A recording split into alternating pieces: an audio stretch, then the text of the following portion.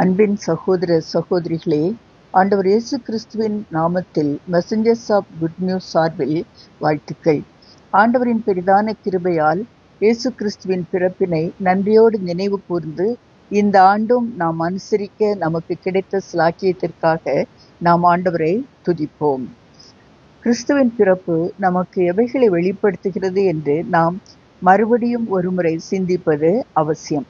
யோவான் 3:16 நாம் தேவன் தம் ஒரே பேரான குமாரனை விசுவாசிக்கிறவன் எவனோ அவன் கெட்டு போகாமல் நித்திய ஜீவனை அடையும்படிக்கு அவரை தந்தருளி இவ்வளவாய் உலகத்தில் அன்பு கூர்ந்தார் என்று நாம் வாசிக்கிறோம்.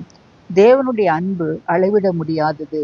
தேவ சாயலை இழந்த நாம் மறுபடியும் அதை பெற்று தேவனோடு உள்ள உறவிலே இணைந்து நித்திய ஜீவனை அடைவதே தேவனுடைய நோக்கமாகும்.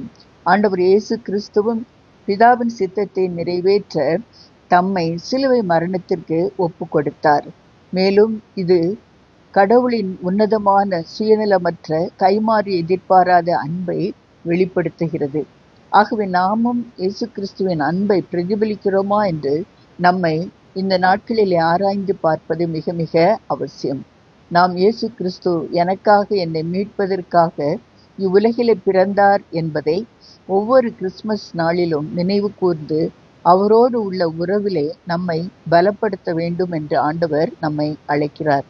Christmas reveals God's love and calls us to reaffirm our commitment to Christ as our Savior and also to reflect His love to the world. இரண்டாவதாக லூக்கா 1:35 தேவதூதன் மரியாளிடம் இயேசுவின் பிறப்பை குறித்து சொல்லும்போது, பரிசுத்த ஆவி உன்மேல் வரும், உன்னதமானவருடைய பலம் உன்மேல் நிழலிடும், ஆதலால் உன்னிடம் பிறக்கும் பரிசுத்தம் உள்ளது தேவனுடைய குமாரன் எனப்படும் என்று கூறினான்.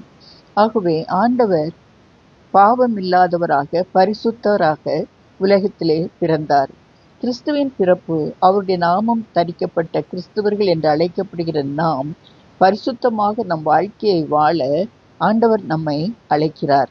Christmas reveals God's holiness and calls us to lead a holy life. மூன்றாவதாக பிலிப்பியர் 2:6-8 வரை உள்ள வசனங்களிலே இயேசு கிறிஸ்து தேவனுடைய ரூபமாக இருந்தும் தம்மை வெறுமையாக்கி அடிமையின் ரூபம் எடுத்து மனுஷ சாயலாகி சிலுவையின் மரண பரியந்தம் தம்மை தாழ்த்தினார் என்று வாசிக்கிறோம். நம் வாழ்க்கையிலே ஒரு சாதாரண பதவி, வசதிகள், வாய்ப்புகள், செல்வம் போன்றவைகளை மற்றவர்க்காக விட்டு கொடுத்தும் வாழவும், நம் சுயத்தை வெறுத்து நம் ஆசாபாசங்களை விட்டு கொடுத்து நம்மை தாழ்த்தி வாழவும் நம்மால் முடியுமா என்ற சவாலை நமக்கு முன்பாக வைத்து கிறிஸ்துமஸ் ஆண்டவர் இயேசுவின் தாழ்மையை வெளிப்படுத்துகிறது.